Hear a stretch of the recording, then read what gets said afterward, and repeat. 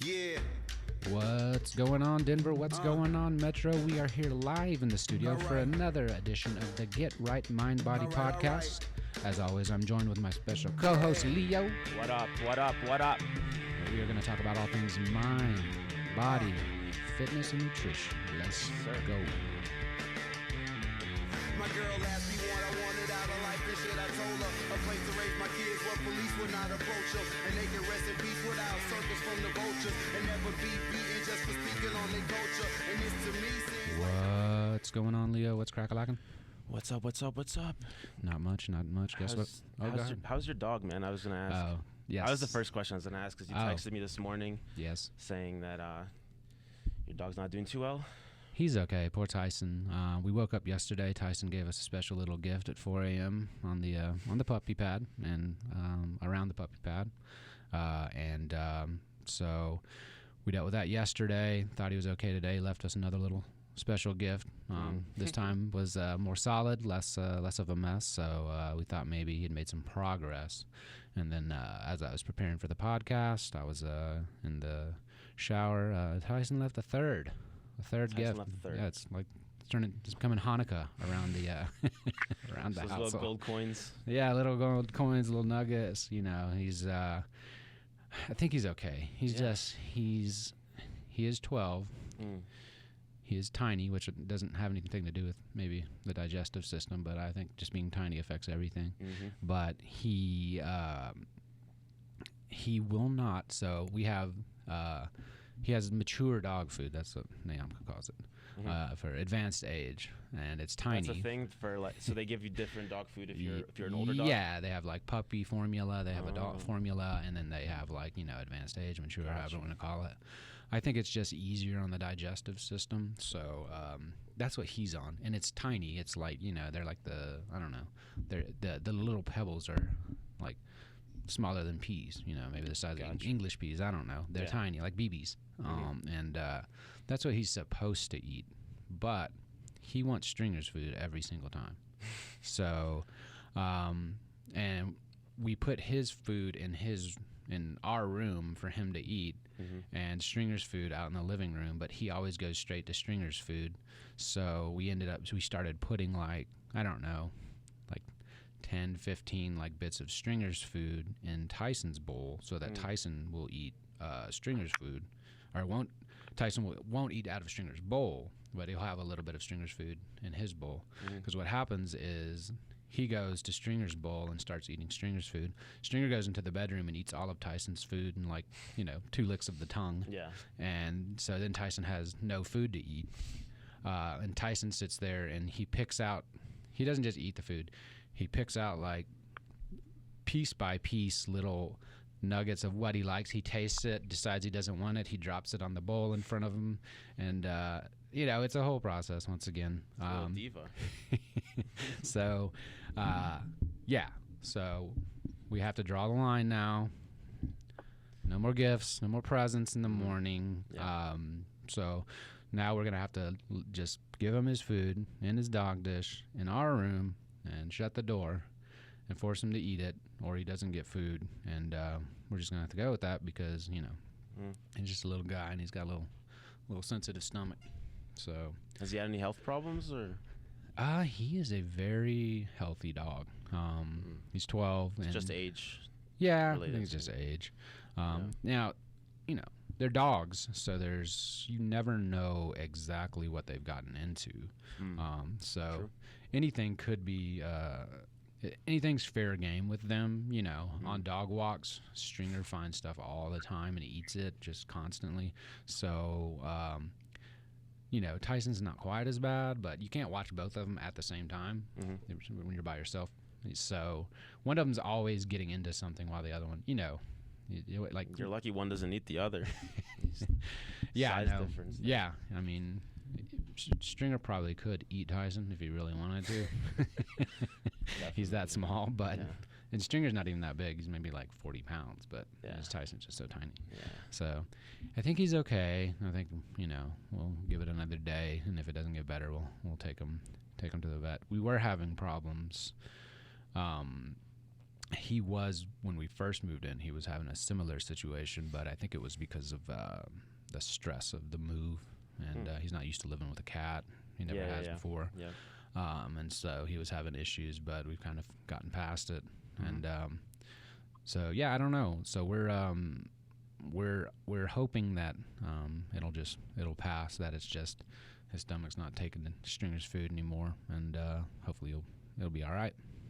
But yeah, man, he's cool. He's all all right. right. Better. Yeah, man, me too. I know. I hate to see him.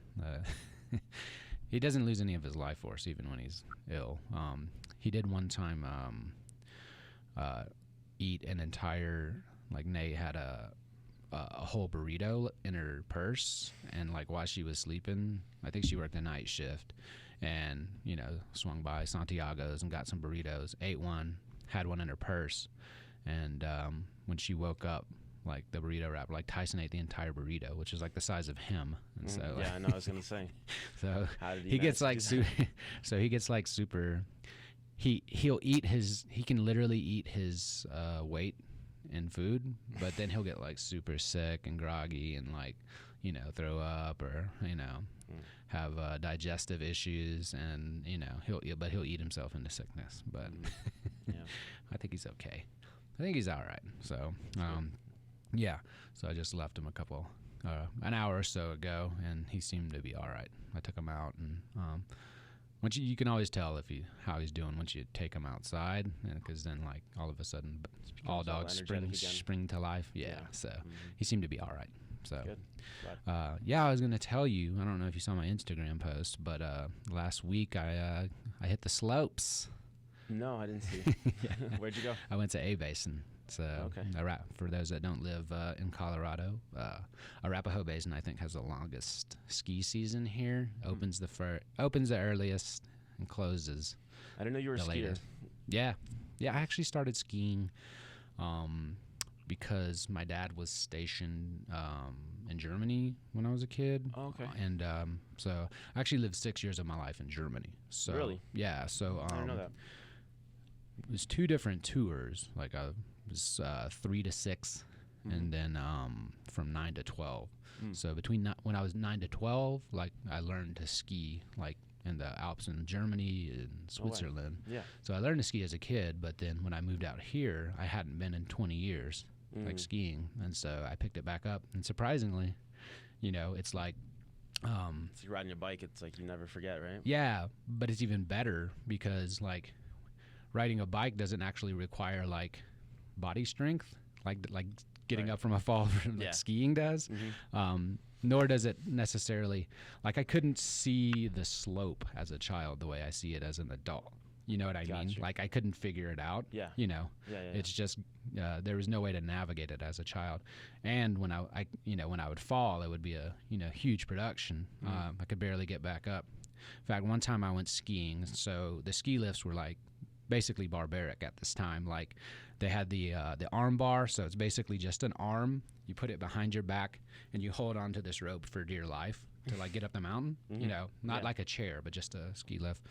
That's interesting. Yeah, so arm lift is what they called it. Are ski lifts like a new thing, or because I don't ski? No. They existed, but like a lot of if you're going to the top of the mountain, you wouldn't probably do that. But these things are so treacherous because like if somebody like falls going up, they go right back down the line of other people. So then everybody has to like move out the way and just let them slide past. Yeah. So I was goofing around one day, and I was going from side to side on it, just bored because it takes a long time. It's super slow.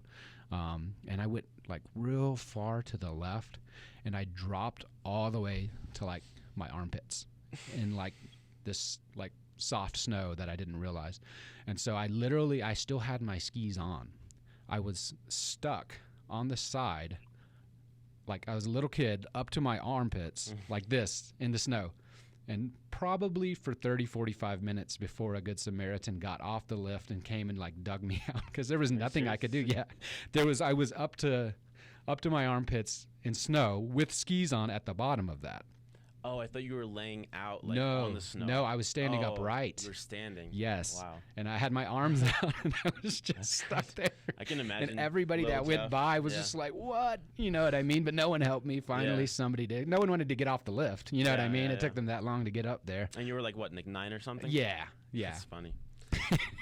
It was pretty I don't know, it just reminded me of like some situation like a Christmas Story where the kid gets his tongue stuck to the pole. He's doing something stupid, and then like it's just it takes a village to get him out of his own idiocracy. So I had a bunch of moments like that when I was a kid. So as an adult, I came back and I started again. Me and my brother got to ski together, and I did pick up right where I left off, except it's better because now stronger. I had the strength I didn't have as a child, and actually could see the course better.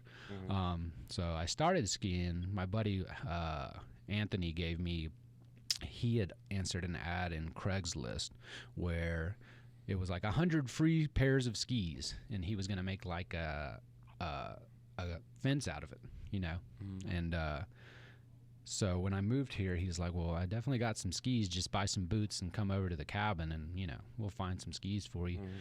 And we did, but these were the longest skis like in the history of skis. And like when I was skiing 20 years ago, this was not necessarily not the norm, but the skis now, they're shorter, they're rounder. Like it's all about movement, not speed at all. So Gotcha. These things were super long, and he was like, listen, they were from like 1990, like literally from when I last skied.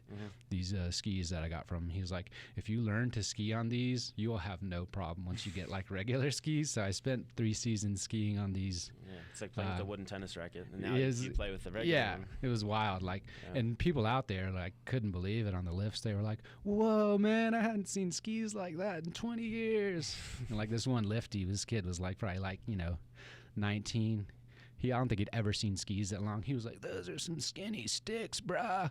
And like everybody was like going nuts over these skis. So I finally got some normal skis, started skiing again. It's going well. But yeah, I went to A-Basin last week. Yeah. A buddy of mine from Georgia that I went to high school with, he's been out here the same amount of time I have, but we hadn't seen each other since moving out here. So we hadn't seen each other in 20 years. And he was like, come skiing. And I was like, really, in June? But got up there, did it, and Colorado's wild. Yeah. This is what I saw on the slopes. All right, saw Chewbacca and Princess Leia couple with a little kid. I can't remember. The kid was also dressed in Star Wars themes. There was one dude that was dressed in that full like sniper outfit where it's like it hangs down. It's all these leaves. And have you ever seen that? It almost just like they look like a walking bush. So there was a guy wearing one of those. Of course, saw the girl in nothing but a bikini, which is awesome. On the slopes? On the slopes. And my favorite was a dude, no shirt, jean shorts, saxophone. Like the sexy sax man. Yeah, sexy sax guy. He was just jamming, dude. Did he have the beard and stuff? No, he wasn't like a sax man. But no. But I know you play saxophone, so I thought you'd appreciate that. Yeah. No, I had a buddy in high school that he dressed up as him and then went around to all the classes like as a senior prank and just he played the song. Playing the song, yeah. And what is Careless Whisper. Yeah. Yeah. That's awesome. Yeah. That's awesome. Yeah, so I thought you'd appreciate that. I just heard on the radio they're getting some more snow. It's not too late, Leo. Still? They're getting snow up there at above 10,000 feet. Okay. So if you want to come out and I've join me. I've honestly never gone skiing before. It'll be perfect. You can bring the sax. We'll bring a crew of EMTs for when you when I die. Yeah. We'll get you straight to we'll get you straight to the clinic. They'll fix you up. You'll be right. Sounds like a plan. By the time you recover from all your injuries, it'll be time for ski season again. It'll be perfect, dude. Perfect. It'll be like full circle, man. We'll break you in the right way. It'll be awesome. So yeah. So skiing ends this weekend at A-Basin, and then it's done. It's done. Yeah, and then people have to figure out what to do with their lives that live their lives around skiing and snowboarding. So I've had like an irrational like fear around skiing like since so I had this relative, she died on the ski slopes. What? Yeah, I guess she's not a relative. She's like my grandma's best friend's like daughter, but she was like close to the family. Oh my God. Yeah, so she went skiing in Ukraine somewhere. and I don't know what happened exactly, but she like fell off the slopes and just killed herself. So holy moly. That's been my deterrent kind of thing. But like, that's a good deterrent. I don't know. I still want to go. Well, at some point next season we'll go. Obviously you're not gonna ski. You're gonna snowboard because that's what the young folk. Is that what I'm gonna do? Yeah, that's what the young folk do. Okay. I don't know. We'll decide. There's benefits to both. I've never been snowboarding. Nay does both. I think snowboarding's cooler. Like it looks cooler, but skiing I think is certainly easier looks. to learn. It certainly looks cooler. Yeah, there's skiing. I think before you even like learning to ski, just putting on ski boots and walking around in them, like that's a challenge. And then walking with skis on, that's a challenge. And then picking yourself back up with skis on, it's like there's a lot of that you don't have to deal with snowboarding. However, I think once you get through like day one, either way you need lessons, or you're just like, it's not worth it. It's just miserable. Obviously, but I would take you take 2-3 days of lessons, and then you start doing greens, and then it becomes fun. And you don't have to like worry about every single thing. Yeah. But yeah, sharp learning curve either way. I'm sure on either of them. But yeah, we'll get you out there next season for Got sure. it. Yeah. For sure. Cool. Yeah. So they got to do that this weekend, which was our last weekend, which was pretty awesome. But let's get into the subject matter today. We are on habit 4. Of the 7 habits of highly effective people. Yeah. Is that correct, Leo? That is correct. All right, I got to make sure that you're keeping up with it in case I forget. Habit 4 is called win-win, but let's back up and let's let the audience know where we started with this. Yeah. Let's go back and walk through habit 1 through 3 just to give a little background. Yeah, so habit 1 is to be proactive. So habit 1 essentially says you're the programmer of your own life. So you decide your destiny. You decide what is important in your life. That's the more important thing. Actually goes into habit 2 a little bit, but habit 1 essentially says that you are the programmer of your life. What's the actual habit called? It's called being proactive. Being proactive. Okay. Yeah, and then habit 2 is think win-win. So it's set up a vision for your life.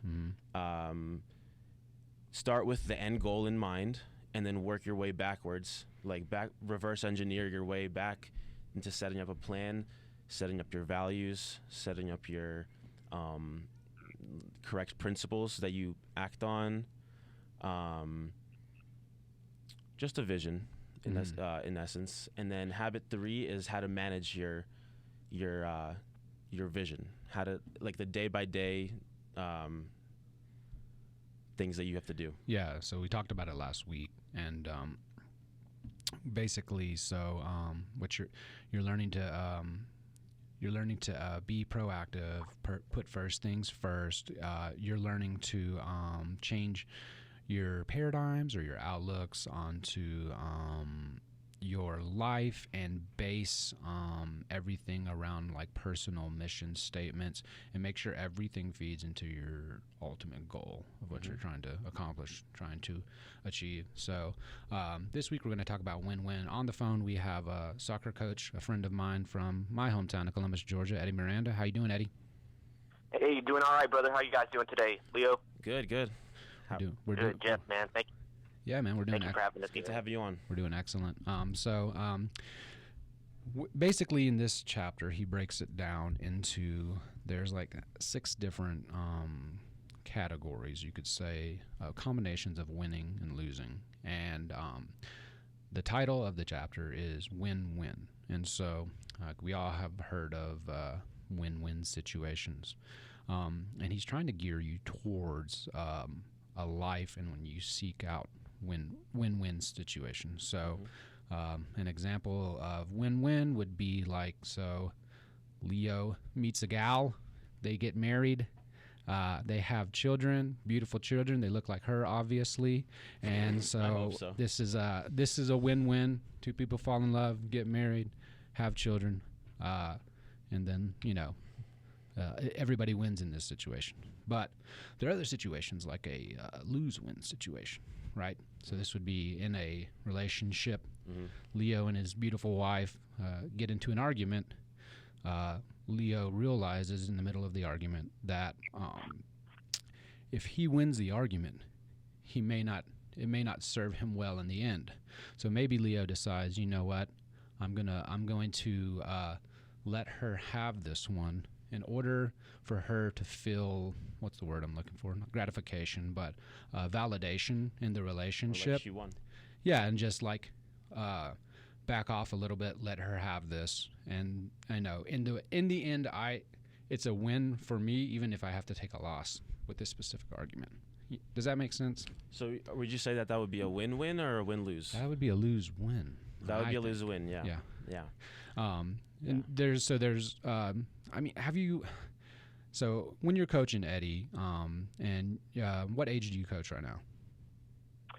Well, right now I'm actually working with a high school team. Actually, got two teams, man. I got a high school team and I have a youth team, a select team here in Columbus, man. And yeah, man, you know, both great kids to work, or both groups great kids to work with, man. And yeah, when it's fun, man. I love it. Working with the children is one thing. Working with the parents is another. So obviously, like, and when you're trying to, I won't say negotiate. When you're working through a situation, you know, you want there to be a win-win in which, maybe even more so in this, it's like a win-win-win, because you want the soccer team to win. Also, you want the child to get the best result, and, you know, appease or make the parents happy. But, you know, I guess in this situation where it's a lose-win, like, are there times when you might have had to, like, you know, I don't know, capitulate or, you know, swallow your pride and let, like, for the sake of the child, like, let the parents kind of exert themselves, or, you know, get their way in a way that you maybe don't feel as comfortable? Well, I think you know, to view it from a youth sports perspective, you know, with the youth team that I coach, you know, you got to think it's an academy team, and basically we focus on development of that player, of that child, and you know, that academy level starts, I mean, when these kids are 9 years old, 8 years old. And so, for example, the kids that I have now, I've had them over a year, going on to my second year with this group.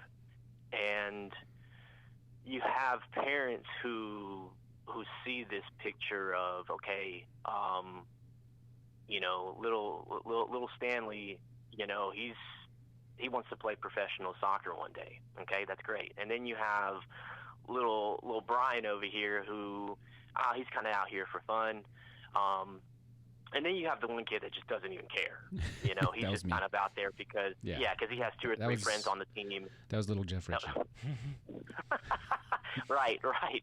So I think you have parents who have different, you know, they have that different state of mind of, okay, I'm putting myself putting my child in a scenario where he needs to get top coaching. You know, you want to put him around other kids who have that same drive and desire to get better. How many kids are on the team? Total right now, I'd say about 20. Right now we're at 22. Wow. So 22 kids. So 22, unless there's brothers and sisters, up to 22 sets of parents. Yeah, man. So, 22, man. So I got 22 kids and parents who, you know, all have this, you know, different mentality. Of course, some of them share the same mentality of they want to see their kid grow and prosper and take it to the next level. And they don't want to see their kid lose a game or two, you know, and they're going to try to point fingers at other kids, and, you know, that can get kind of ugly because now you have parents that are disliking each other, and, you know, and that just disrupts the whole vibe, the whole family vibe that I try to create with my groups. And speaking I'm sorry to cut you off, but I was just speaking of, like, that of it kind of getting ugly with parents. I know about 10 years ago in Columbus, there was a little league fight that made national news. The parents fighting, you know, fist fight at the little league game. But in the news yesterday, Lakewood, Colorado, Made the national news. Parents fist fighting. Really? At a little Yeah, man, game. I saw that. You saw that about the Colorado. Yeah, dude, I saw that, man. I saw the footage and everything, and Oh, really? I I'm haven't seen the footage. Yeah. That's crazy. But and I don't know if it's any different. I mean, I guess it doesn't matter. It's your kid. It's your kid. You're passionate no matter what the sport is. I don't know if there's any difference between the intensity level of Little League and soccer, but I imagine it's probably the same.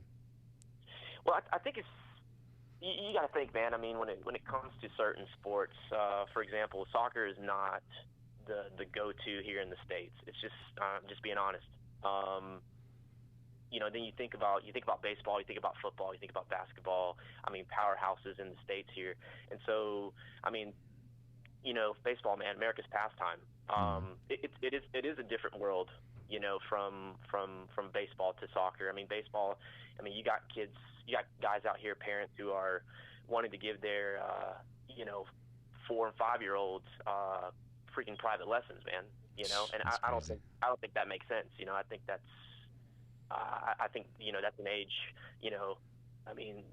4, 5, 6, 7 and beyond, those are the years where the kids have to learn on their own, be creative, have a little bit of guidance, but, learn on their own. And in the world, they're so different, man. We learned something about that last semester. We have a class together.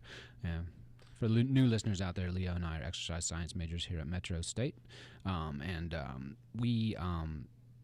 We had a class last semester that was exercise prescriptions for special populations too, and youth and adolescents were in there. And yeah, she mentioned something about like taking away like run, jump, and play time for kids by putting them in private lessons, and like how the effect can be negative on their overall like achievement and success level. I think I remember that lecture, and she was saying that like kids below a certain age, I don't remember exactly what age it was. I'm thinking, Eddie, like maybe like around like 5 or 6, like you were saying, like the kids that you coach are you said that like they shouldn't be taking private lessons, right? Like 4 or 5? Yeah, no, definitely not. Cause you see those. Yeah, go ahead. Sorry. No, it's okay. I was just gonna say, like, our teacher, she was also saying that like kids that at that age should be developing like motor skills and like kind of experimenting on their own, kind of like in a playground sense, instead of 100%. getting like concrete like sport specific skills. So, yeah. 100% agree. 100%, because you guys think. I mean, at that age, that 4, 5, 6, 7 years old, I mean, these kids, first of all, they don't. Yeah, maybe baseball is the first sport that's maybe thrown at them from the very beginning, right. or basketball. But these kids, I think it's important that they figure out things on their own, be creative, kind of get a feel for their own body, in a sense. Absolutely, man. I mean, these kids are still growing into their own physique, into their own bodies, into their own minds. Right. And the mind is such a powerful thing that you have to give your child an opportunity to take that loss and then grow from it. But also, when he does get that result that he wants, when he gets that win, you let him know, hey, that was good, that was great, but here are things that can also that you can improve on, and I think that's important to always to look at it in that way with your kid, with your children, so they understand that even though we may have come up short, I don't think people necessarily like to lose, but I think there's so much you can gain from it, because you do take a step back, and I think as a parent, you look at your child and you go, okay, what can I do to help them out, and so that they understand that they can recover from this, they can grow from this, and they can overall get better from this. Yeah, and I think the problem is that like parents are in a sense like trying to live through their kids. Like, I mean, everybody's heard that, like living vicariously through their kids. Right. I think that's like even going back to the topic we're talking about today, like the win-win, win-lose. I think it's in a sense like a win-lose situation if a parent is like living through their kids, because they're getting the instant gratification of like just winning the specific game or getting their result, but but after that, the kid's not really learning and the kid's losing. So in the long term, it's not going to be a win-win situation. There's also what he talks about in the book. There are avenues of life in which, even though you should always be looking for win-win situations, there are like lanes in which they're just geared towards win-lose situations. One is like the field of law, in which, someone wins a court case, someone loses. Another is sports. One team wins, one team loses. And I think, going back to taking away the playtime for kids, which is, even if there's, they do set up games, competitive aspects to it. Like, it's a communal thing, and games are usually spontaneous, loosely structured. Like, it's not like very, very geared towards like win-lose. It's more of a win-win situation in which everybody's playing together and cooperating together and socializing. Right. And so, when at an age of that young, when you gear things towards a win-lose dynamic for children that don't even really understand, don't really understand what that means, then you take away, I think, some of their innocence and some of their just time of being a natural child, in which things don't matter like that. You also create like a competitive mindset, but like there's a good competitive mindset, but then there's also like a I think a negative competitive mindset, and like if you like breed that into the kid too early, that's the way that they're gonna view the world. Instead of like they're gonna get in a argument with their spouse in the future when they grow up, and they're gonna treat it like they would treat the soccer game when they were 5 years old. Like, it's a competition. It's not you don't want to seek like a resolution where both parties benefit. It's like, I win, you lose, and like that's kind of the way like a lot of kids grow up to treat life. Like, a lot of adults treat life like that. Most people, I think, and that's really the problem. So, and so, go ahead. Yeah, go ahead. No, I was going to say, I mean, I think a perfect example of that in Leo, I mean, that's a great point, because you do come across, I mean, I think we come across people that we don't know, even people that we do know, who they struggle with that aspect of, because maybe they were raised a certain way of, hey, I have to get this result no matter what. Yeah. And that's that to me goes with the scenario of having these parents getting in fistfights at ball games. Right. And it's like, whoa, man, what example are you setting your child? Exactly. To your kids, to these kids overall. So, like, what was burned into your head growing up as a kid? I mean, was it that mentality? Is that something that you've had with you since day one, that, hey, I have to get the result or else? And then now, and according to that specific incident, I believe the parents were upset about a call that was made by an umpire, which, keep in mind, was 13 years old. Mm. And go ahead. Sorry. Oh, I was going to say, Eddie's parents are from Colombia, and we know like what happened. Like, was it a ref in Colombia that got murdered after a soccer game? And remember, no, it was a soccer player. Yes, yeah. That's right. Yeah, was it the '94 World Cup? There's an 94 World Cup. An own goal, right? Yep, it was an own goal, and it was against the U.S. Yeah, and like, it was a tragedy, man. Yeah, and the player that scored the own goal, and I guess essentially knocked Colombia out of the World Cup. Is that right? It did. Yeah. And they ended up killing him. Like, people ended up killing him. Yeah. Well, Colombians, I guess somebody did. They don't know. I don't know if they ever government or. Well, there's all kind of conspiracies. Yeah. It was tied into the. His name was also Escobar, right? Pablo Escobar. Yeah. Right. Andres Escobar. Yeah. So there's a documentary, The Two Escobars, and it was about how. Yeah, you should definitely watch this documentary. It's pretty sick. But there is the drug money that was coming into the country was also helping soccer in the country, was a benefit of, I guess, all this money flooding into the country as their soccer was benefiting from some of the having all this access to facilities and be able to put all this money into the sport, but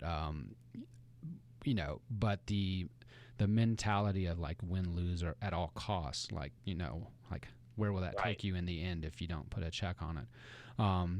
Speaking of the World Cup, the Women's World Cup's happening right now, and the U.S. women play today, correct, Eddie? That's right, man. They kick off at 3 p.m. Eastern, against Sweden. All right, and so this is the third match of group play, correct? Yep, that's correct, man. They, they're coming off of 2 wins.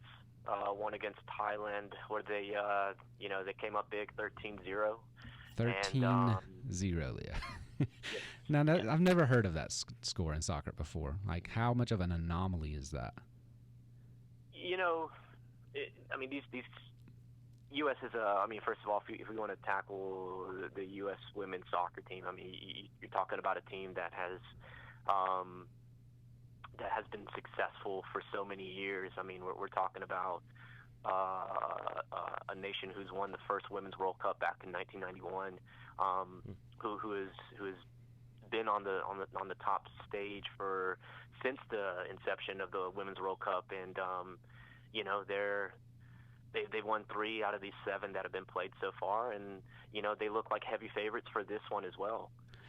So it's interesting with U.S. soccer that the men are so much less competitive than the women at the highest stage. But I have a theory behind why this is. So one day I was like, where did the name soccer come from? So I did some Googling, right? And correct me on any of this if I'm wrong, but the term came from the word socier, which was a term for people that were in social clubs in Europe, which is where soccer started. Does that sound correct? Yeah. And so at one point, soccer was a game in which you could catch, throw, and kick, and then it split between clubs that wanted to just not use hands. And so rugby and soccer kind of split out of the same sport, I guess, is what I read. And so so soccer then became its own sport. But in Europe, all these social clubs had all these teams, soccer teams, and it became the biggest sport there. But the teams, so like a Man City, they have youth leagues that go all the way down to how young? Like, how young are these youth leagues for, like, the major programs? It's something we don't have in the States. Well, that's the thing, is that those guys, they're starting, these kids are 7, 8, 9 years old when they're beginning their careers there.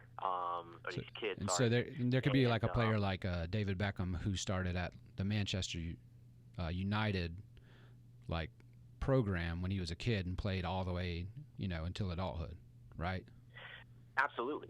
But that's the thing where I will say that is what we are trying to do here in the States. Okay. Again, for example, the team that I have, they're U12. So once U13 and up, the way it works is U13 and up, they become a select team, and then but below that, they're labeled as an academy team, and so those players are academy players. And what we do here with our program in Columbus, we actually take in all players who are interested in playing for us and developing them. And again, that starts around the age of 8, if I'm not mistaken. So, and so we are building when it comes to the soccer here in the U.S. Are we approaching it in a way where we are wanting to compete with other countries, and really make a name for ourselves? Absolutely. So we are actually on that pathway of bringing in those younger players who are interested in soccer, who started playing recreational soccer when they were 4, 5, 6 years old, and some of them just have this ability where you can see it and you say, yeah, you should definitely come on board and do this academy group, and because we see some potential there, and that's exactly what they do overseas. So I think, but I remember talking to you about this one time because like I don't know if they do now, but the state university in our hometown had a women's soccer team, but not a men's. And you were like, yeah, only the big schools, like bigger schools, have a men's soccer team. And I guess I had never thought about that before. So if I'm a kid that grows up playing soccer and my parents want me to get a scholarship,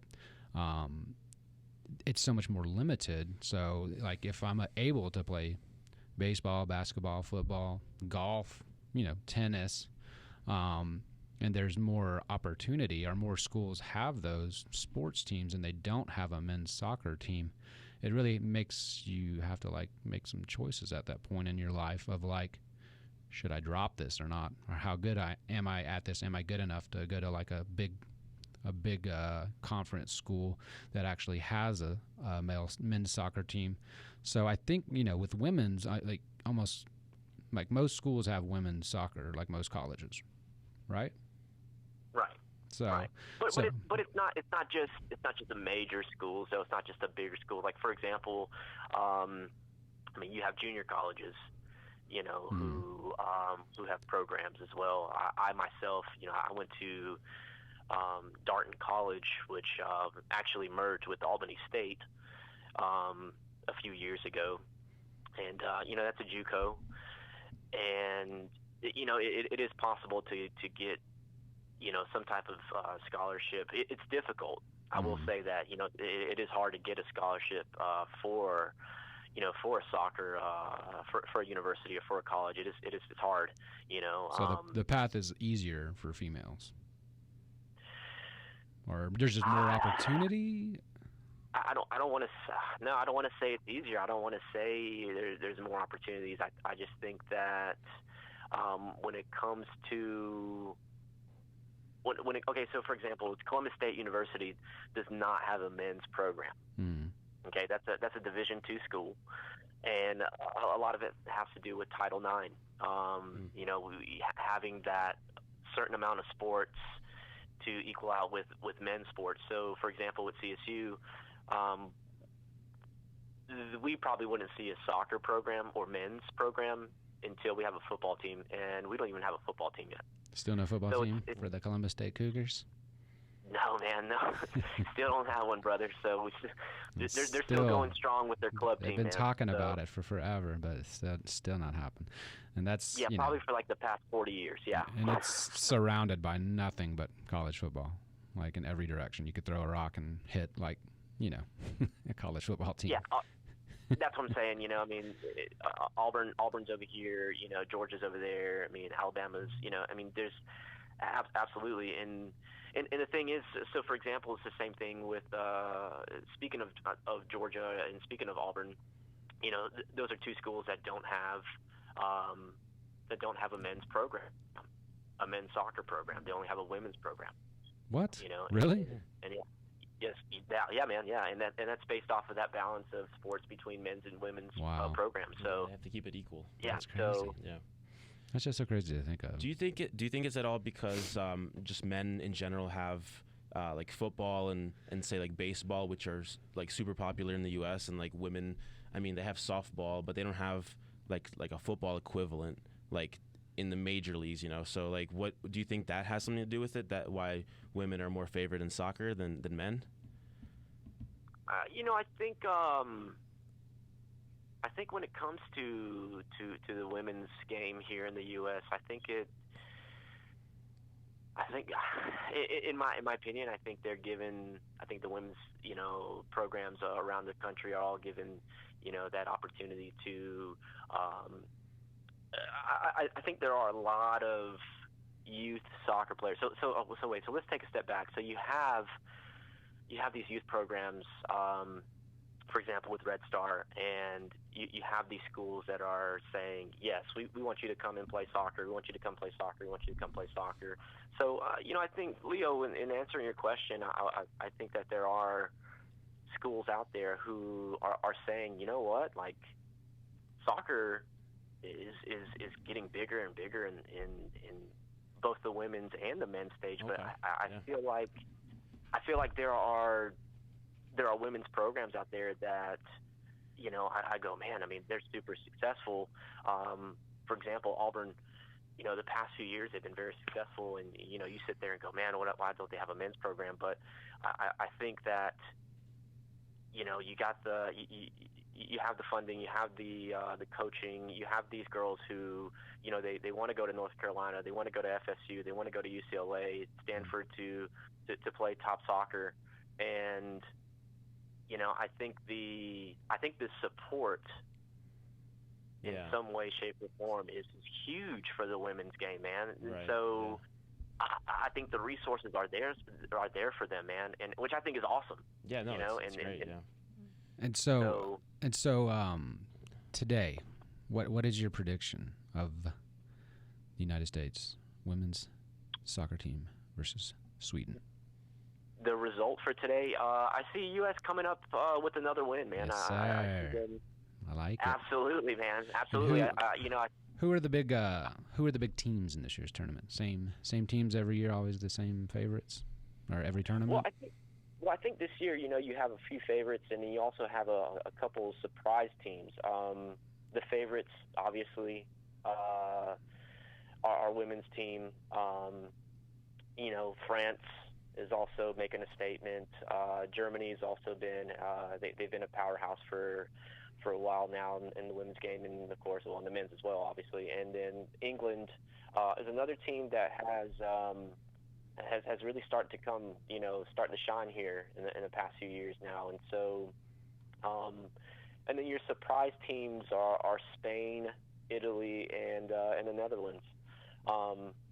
So, you know, got to keep an eye out for those three as well. So, but you know, I wouldn't be surprised though if the final was, you know, against U.S. against you know, one of those six. So, right. You know, and I look forward to it.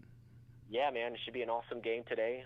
Again, I expect us to get the result. My prediction, I'd say 3-0, 3-1 us, and then after folks. that, we'll play the winner of well, actually, yeah, if we win, we'll play against Spain, but if we lose, we'll play the winner of Netherlands or Canada, whoever finishes first or second in that group there. So, but either way, though, I see us going all the way and you know, repeating as champs, man. So 2 years, two World Cups in a row. So. All right, folks, you heard it here live.